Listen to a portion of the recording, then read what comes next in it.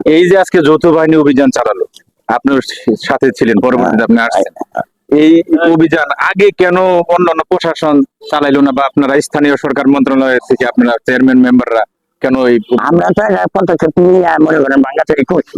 হ্যাঁ কইলে আমার গ্রাম বলে এলাকার মানুষ আমরা যত ধামাচাল সমস্ত নিরসন করে রেখেছিলাম।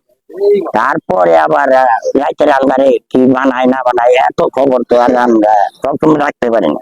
আমাদের কাছে যতটুকু তথ্য আছে এবং আপনার নিজের চোখে দেখলেন যে গাজীপুর জেলার মধ্যে সবচেয়ে বড় বাংলা মদের আস্তানা বা গোডাউন ঠাকুরপাড়া ঠাকুরপাড়া যতদিনই বারবার ভাঙা হয়েছে, বারবার চেষ্টা করা হয়েছে, এটা কোনো পাইলে কোন আইনে নিরসন হয় না। এটার এখন কোন লোক এটা চালান পাতি যাইছি এরকম মানুষ আমার জানা নাই, বারবার ভাঙা ওটা কোন না। আমাদের কাছে এমন তথ্য আছে এখানে যে চিটাগুড় এক ধরনের সাপ্লাই দেয়, চাউল যে চাউলটা ভাত রান্ধে এটা সাপ্লাই দেয়, তারপরে তাদেরকে আর্থিক ভাবে সুদে টাকা দেয় বিভিন্ন ব্যবসা করার জন্য। এগুলা কি আপনারা জানেন নাকি? না না এটা জানি না। তারপরে আমরা এমন শুনি যে এখানে জানি না মেম্বার চেয়ারম্যান তারপরে স্থানীয় বিভিন্ন লোক সপ্তাহে সপ্তাহে টাকা পয়সা নেয় এখান থেকে তাদেরকে। আমি এটা জানি একটা লোকেও এনে টাকা পয়সা নেয় না, আর এটার মধ্যে জড়িত না।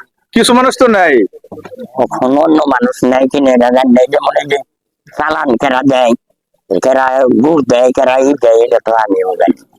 আচ্ছা এই যে রাইতের আন্ধারে কেরা কি করে এটা জানি না। এটা আমি চাই যৌথ বাহিনীর অভিযানে রাতে এখানে একবারে চিরতরে নিরসন হয়, এটাই আমি চাই। আচ্ছা আপনার ইউনিয়ন মধ্যপাড়া ইউনিয়নে আরো কোন এরকম বাংলা মদের আস্তানা টাস্তানা আছে নাকি, বড় কোন আস্তানা আপনার জানা মতে? আমার জানা মতে নেই, দেখে জানি আর কোন আইন দেয়নি।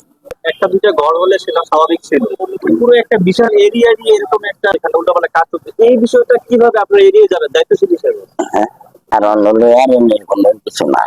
আর আমরা এটা অভিযান করে যুব সমাজ যাতে নষ্ট নয়, অভিযান করে 4-5 বার আমরা মানছি। আপনার সচেতন মহল যারা আছেন, আপনারা বললেন যে এর আগে ভেঙেছে, আমরা মানছি ভেঙে যাওয়ার তারা সাহস পায় কাজগুলো। এটা সাহস পায় কোথা থেকে তো এটা আমি নিজেই জানি না, জানি না দেখে আসতেছি না যে এটা অমুকের সহযোগিতায় ভাঙে বা ফলা, এটা তো আমি পাইতেছি না।